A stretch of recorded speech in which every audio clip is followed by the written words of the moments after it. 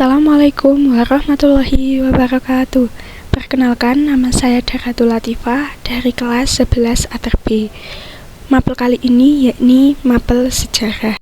Pada bab ini kita akan mempelajari tentang sejarah gerakan 3A.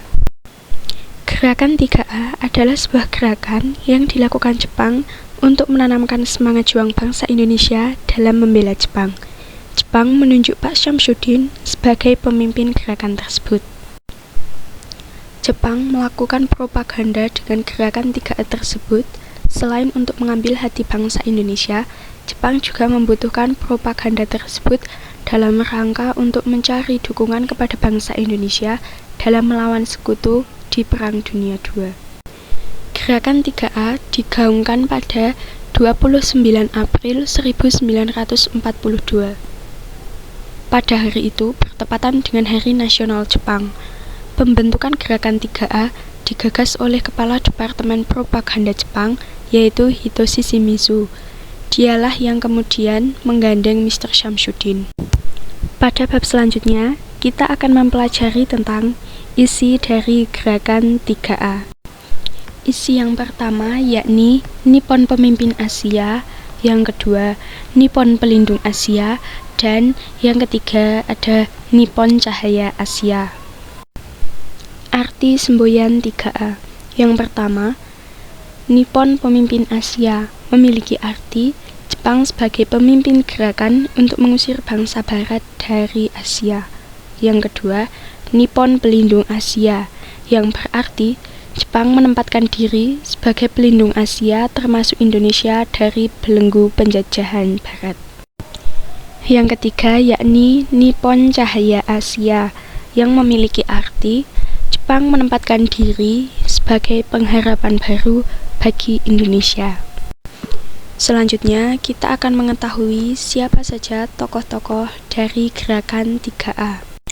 Tokoh yang pertama yakni ada Hitoshi Shimizu, dan yang kedua ada Syamsuddin. Tokoh yang ketiga adalah Soekarno, dan tokoh yang keempat adalah Muhammad Hatta.